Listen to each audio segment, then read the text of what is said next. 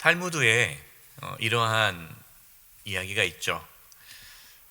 아이에게 고기를 잡아주지 말고 고기를 잡는 법을 가르치라. 유명한 말입니다. 다 아는 얘기죠. 그러나 우리는 자꾸만 고기를 잡는 법이 아니라 고기를 잡아주려는 경향이 있습니다. 이 뜻은 무슨 말입니까? 삶의 원리가 있다는 거죠. 어떻게 하면 하나님께서 축복해 주시고 하나님이 형통한 삶을 허락해 주시는가.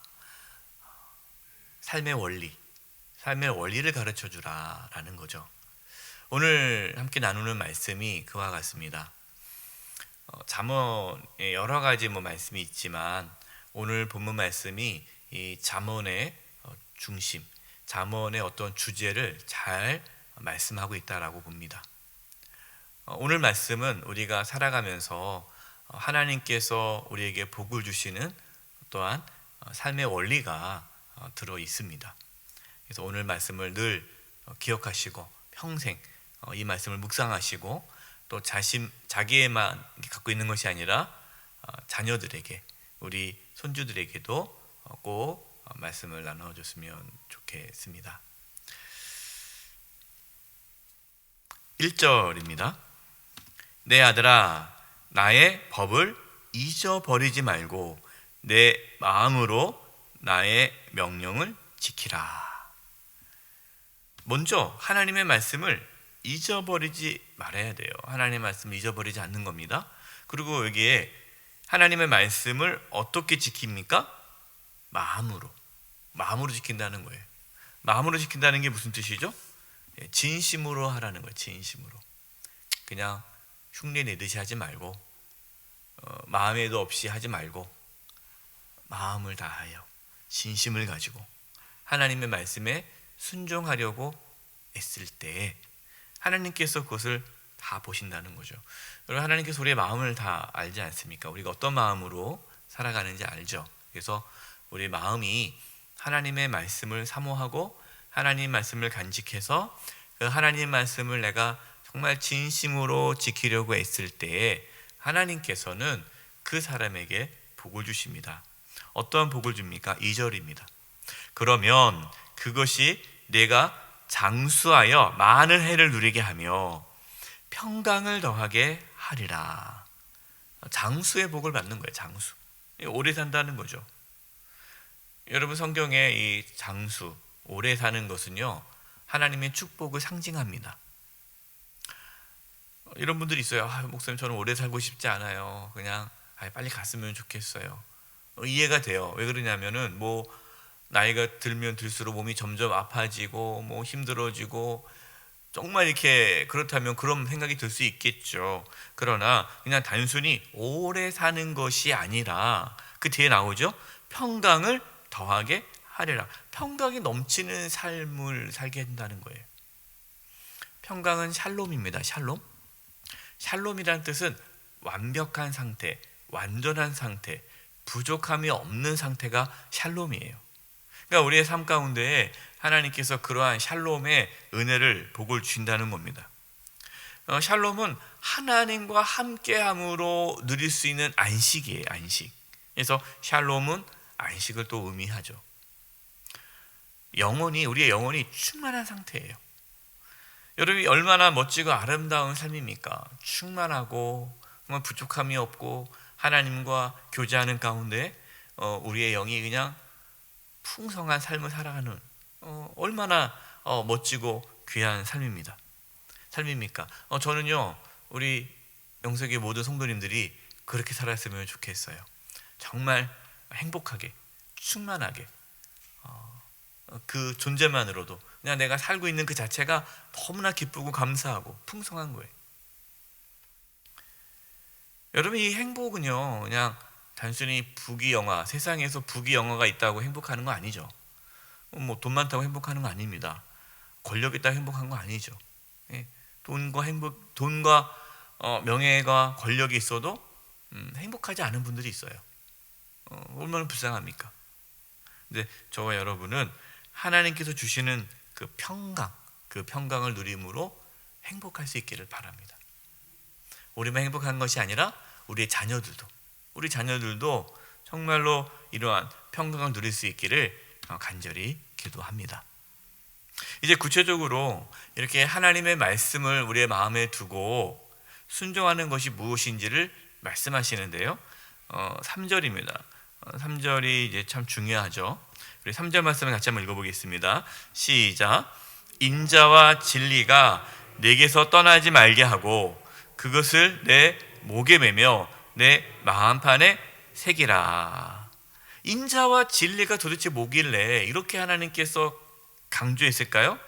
그 인자와 진리가 내게서 떠나지 않게 하고 꽉 붙잡으라는 거죠. 인자와 진리를 얼마나 이제 꽉 붙잡고 사냐면 목에 매고 마음판에 새기라. 마음판에 새기는 거예요.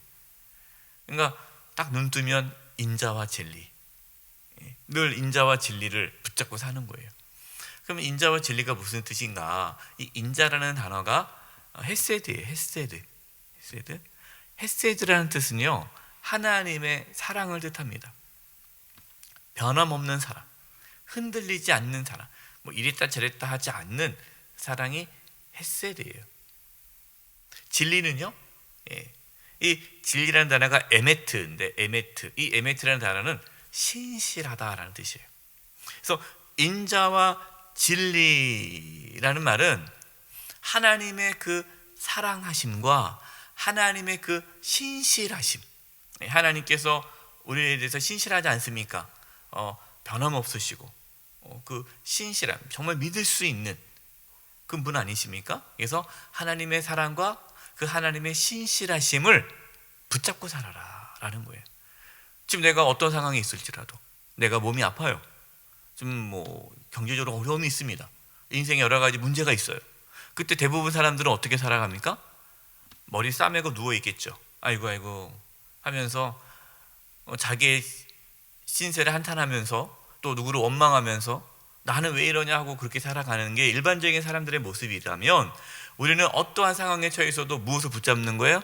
하나님의 변함없는 사랑과 하나님의 신실함을 붙잡고 살아갈 때 우리 가운데 놀라운 역사가 일어난다라는 거예요. 그래서 먼저 우리는 하나님의 사랑과 하나님의 신실하심을 우리 가운데 놓지 않고 살아야 돼요.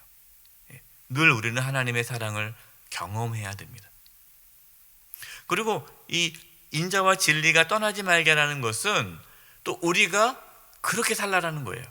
여러분, 사람은요 어떻게 창조되었는가? 사람은 어떠한 존재냐면요, 사랑을 받고 또 사랑하면서 살아야 되는 존재예요. 우리는 하나님의 사랑을 받아야 돼요. 그리고 또 하나님이 우리를 사랑한 것처럼 우리도 이웃을, 내 가족을, 옆에 있는 분들을 사랑하며 살아가는 거. 그리고 우리가 또 어떻게 살아가야 돼요? 신실하게 살아가는 거죠. 믿을 수 있는 사람으로. 뭐 이렇게 거짓말하고 뭐 속이고 신뢰하지 못할 사람이 아니라 정말 신뢰할 만한 사람으로 사는 거예요. 야, 이 사람 믿을 만해. 누가 막 헛소문을 퍼친단 말이에요. 모함을 한단 말이에요. 그러면 아니야, 그럴 리 없어. 내가 그 사람 아는데 그 사람 절대 그럴 리가 없는 사람이야. 그 사람 믿을 만한 사람이야. 여러분, 이렇게 살라는 거예요. 누가 얘기하면 그 사람은 충분히 그럴 수 있어. 여러분, 그러면 안 되는 거예요. 믿을 만한 사람, 하나님의 사랑과 하나님의 그 신실함을 내가 간직하고 나도 하나님을 닮아서 그렇게 살아가는 것, 여러분, 그것이 하나님의 말씀을 마음에 새기면서 순종하며 살아가는 거예요. 여러분, 하나님 말씀대로 살아가십시오. 그러니까 뭐 그냥 단순히 뭐 주일 성서하고 뭐 11조 생활하고 뭐 교회 봉사하고 기도하고 전도하고 이런 종교 행위를 말씀하는 것이 아니에요. 하나님 말씀대로 살아가는 것은 하나님의 사랑과 신실함을 경험하고 하나님이 우리를 사랑하듯이, 하나님이 신실하듯이 그렇게 우리가 실제적으로 살아가는 것이 하나님 말씀에 순종하는 겁니다. 저와 여러분이 그렇게 살아갈 수 있기를 바랍니다. 우리의 자녀들이 그렇게 살아가기를 바라요. 그게 고기 잡는 법이에요. 그럼 그렇게 살아가는 자에게 하나님께서 어떠한 축복을 줍니까? 4절. 그리하면 내가 하나님과 사람 앞에서 은총과 귀중히 여김을 받으리라. 할렐루야. 얼마나 멋집니까? 하나님과 사람 앞에서 은총과 귀중히 여김을 받는데요. 저는 정말 이것이 이루어졌으면 좋겠어요. 우리 성도님들이 하나님과 사람들 앞에 귀중히 여김을 받는 삶, 은총 받는 삶, 우리의 자녀들이 하나님과 사람들 앞에서 귀중히 여기는 삶. 여러분 생각만 해도 너무 좋지 않습니까? 얼마나 멋진 삶이에요. 이게 귀한 삶이죠. 요즘 이제 국회에서 장관 인사청문회가 있지 않습니까? 근데 이렇게 인사청문회 할 때마다 마음이 아파요. 예, 막 드러나지 않습니까? 이 사람이 뭐 했다. 요즘에 뭐 신문 보면은 별 얘기가 많이 나와요. 야, 이렇게도 하는구나, 저렇게도 사는구나. 삶이 어떠한 그런 정직하지 못하고 이렇게 아름답지 못한 삶들이 막 나타나지 않습니까? 그러니까 뭐 아무리 그 사람이 똑똑하고 능력이 있어도 그의 삶이 깨끗하지 못하니까, 이게 인자와 진리가 없으니까 존귀함을 받지 못하는 거예요. 얼마나 차라리 장관 안 나왔으면 그냥 부끄럽지 않게 샀을 텐데 뭐 다 드러나니까 얼마나 창피합니까? 근데 제가 그 중에 어떠한 야당, 여당이 아닙니다. 야당 의원 중에 한 의원이 장관 후보에게 이렇게 이야기하는 것을 제가 보았어요. 이렇습니다. 참 열심히 사신 것 같습니다. 비리 문제를 이야기를 하며 서로 민망한데 그렇지 않게 살아줘서 참 고맙습니다. 이러한 내용의 글을 제가 읽었어요. 기사가 났더라고요. 이게 여당이 아닙니다. 야당. 보통 야당 의원이면은 이제 어떻게든 막 이렇게 흠집을 찾아내지 않습니까? 근데 아무리 뒤져봐도 그 사람의 삶에 흠잡을 게 없는 거예요. 그러니까 야당 의원들도 너무 고마운 거예요. 그래서 열심히 살아줘서 고맙다라는 표현을 쓰는 거예요. 저는 그 표현을 보면서 참 너무 따뜻하더라고요. 늘 이렇게 정치권이 서로 막 비방하고 막 끌어내리고 막 이렇게 혈안되어 있는 이 현상, 이러한 분위기 속에서 참 고맙다, 열심히 살아줘서 고맙다, 그 말을 듣는데 마음이 웅크라면서도 안타까운 겁니다. 네, 왜요?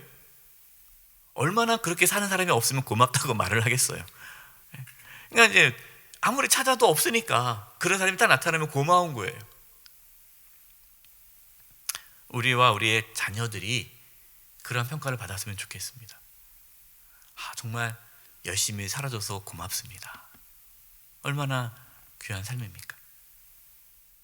이제 잠언 말씀의 핵심 내용이 나오는데요. 5절과 6절입니다. 5절과 6절. 너는 마음을 다하여 여호와를 신뢰하고 내 명철을 의지하지 말라. 너는 범사의 그를 인정하라. 그리하면 내 길을 지도하시리라. 여러분, 우리가 그 앞에서 정말 인자와 진리가 충만한 삶을 살려면 어떻게 해야 돼요? 마음을 다하여 하나님을 신뢰해야 돼요. 자기를 의지하면 안 돼요. 내가 똑똑하니까, 내가 잘할 수 있어. 그러면 안 됩니다. 여러분 자녀들에게 늘 얘기해야 돼요. 너는 잘할 수 있어. 너는 훌륭한 사람이 될 거야. 그것이 아니죠. 하나님께서 너와 함께 하시고, 너는 내 자신을 의지하지 말고 하나님을 의지해야 된다. 네가 그동안 살아왔던 경험을 의지하지 말고, 네 똑똑함을 의지하지 말고 하나님을 의지해야 된다. 내 명철을 의지하지 말아라. 범사에 하나님을 인정해라. 그리하면 하나님께 너를 인도해 주실 것이다. 여러분, 이것을 가르쳐야 돼요. 우리는 늘 고백해야 됩니다. 하나님, 나는 아무것도 아닙니다. 저는 너무나 부족합니다. 하나님께서 저를 이끌어 주지 않으면 저는 아무것도 이룰 수 없습니다. 이것을 늘 고백해야 됩니다. 여러분, 이것이 신앙이에요. 그럴 때 하나님께서 그의 삶을 이끌어 가시는 거예요. 7절과 8절입니다. 스스로 지혜롭게 여기지 말지어다. 여호와를 경외하며 악을 떠날지어다. 여러분, 악이 뭡니까? 스스로 지혜롭게 여기는 게 악이에요. 스스로 지혜롭게. 그런 분들 있잖아요. 걱정하지 말라. 나만 믿으라고. 내가 이 분야에 내가 전문가라고. 내가 아는단 말이야. 여러분이 그러면 안 되죠. 겸손해야 됩니다. 하나님을 경외해야 돼요. 그럴 때 어떻게 됩니까? 8절, 이것이 내 몸에 양약이 되어 내 골수를 윤택하게 하리라. 우리 몸에 양약이 된다는 거예요. 골수를 윤택하게 한다는 것이 몸이 건강해지는 거예요. 몸과 영혼이 강건할 수 있는 것이 뭡니까? 스스로 지혜롭게 여기지 않고 하나님을 의지하고 경외하고 악에서 떠나는 거예요. 이런 분들이 있어요. 스트레스 받으면 알아눕는 분들이 있어요. 스트레스, 당연히 스트레스를 받으면 알아눕죠. 여러분, 스트레스를 왜 받아요? 내가 하려니까 스트레스 받는 거예요. 내가 하려니까 스스로 지혜롭게 여기기 때문에 스트레스가 되는 거예요. 그거 내가 뭐 어떻게 해결해야 되는데 머리 싸매고 누워있는 끙끙 앓는 거예요. 어떡하지? 그러면 여러분, 스트레스를 많이 받으면요, 병 걸립니다. 몸이 아픕니다. 스트레스를 받으면 안 돼요. 스트레스 안 받는 비결, 받을만 하면 그걸 하나님께 하나님께 던지는 거예요. 하나님, 저 이거 못합니다. 제가 뭐 능력이 있습니까? 하나님 해주셔야 됩니다. 하나님께 맡기는 거예요. 그러면 스트레스 받을 일이 없어요. 스트레스가 왔다가도 하나님께로 가니까 그 마음 가운데 평안함에 있고, 스트레스 안 받으니까 건강해지는 거예요. 알아놓으시는 분들 보면 스스로 지혜롭게 여기다고 생각하는 분들이에요. 여러분, 알아놓지 마십시오. 하나님께 맡기십시오. 9절과 10절입니다. 내 재물과 내 소산물에 처음 익은 열매로 여호와를 공경하라. 그리하면 내 창고가 가득히 차고 내 포도즙 틀에 새 포도즙이 넘치리라. 처음 익은 열매로 하나님을 공경하라라는 겁니다. 여러분, 처음 익은 열매로 하나님을 공경하다라는 게 무슨 의미죠? 하나님을 내 삶의 우선순위로 두라는 거예요. 첫 번째로. 그러니까 첫 열매를 하나님께 드린다는 것은 내 삶의 하나님을 우선순위로 삼으라는 뜻이에요. 또 어떤 의미가 있습니까? 첫 열매로 하나님께 공경하라는 것은 이 모든 수확, 이 첫 열매를 거둬들이게 하신 분이 하나님을 인정하는 거예요. 그러니까 나의 모든 것이 하나님 것입니다 라고 인정하는 거죠. 하나님의 주권, 하나님의 주인 되심, 내 모든 것이 다 하나님 것입니다. 하나님의 소유임을 인정하는 거예요. 여러분, 우리가 이렇게 헌금 생활하지 않습니까? 11조 생활하지 않습니까? 여러분, 11조 생활할 때 경기도 어려운데 이거 11조 해야 되나? 하나님도 이해해 주시겠지. 우리가 생각하는 것 중에 하나가 뭐냐면, 내 것 중에 하나님께, 내 것을 중에 10분의 1을 하나님께 드리는 게 아닙니다. 다 하나님 거죠. 다 하나님 거예요. 나에게 주신 모든 것이 하나님 것입니다라는 신앙 고백이 11조예요. 그러니까 11조 내는데 아깝다고 생각하시는 분은 그는 잘못된 신앙 11조 생활이에요. 하나님 거를 드리는 거고, 하나님 나에게 맡겨주신 거를, 열의 아홉을 하나님께 나에게 맡겨주신 걸 관리를 하는 거죠. 이렇게 되면 어떻게 합니까? 하나님께서 그 사람에게 물질의 복을 준다라는 거예요. 물질을 관리하니까. 여러분, 물질보다 하나님을 더 사랑하시기 바랍니다. 그래서 늘 얘기하시는 거, 하나님께서는요, 하나님과 재물을 동시에 섬길 수 없는 겁니다. 오늘 말씀을 통해 우리는 삶의 원리를 함께 나눴습니다. 늘 겸손히 하나님만을 의지하며 살아갈 수 있기를 바랍니다. 하나님께서 그 삶을 이끌어 주십니다.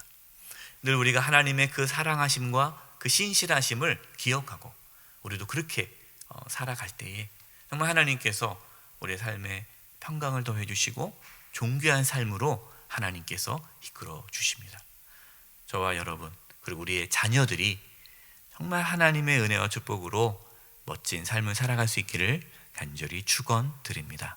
기도하겠습니다. 하나님 아버지, 저희들은 연약하고 부족합니다.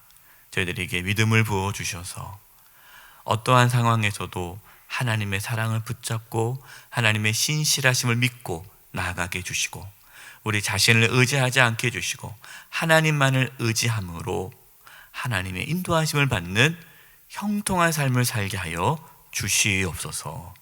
예수님의 이름으로 기도드립니다. 아멘.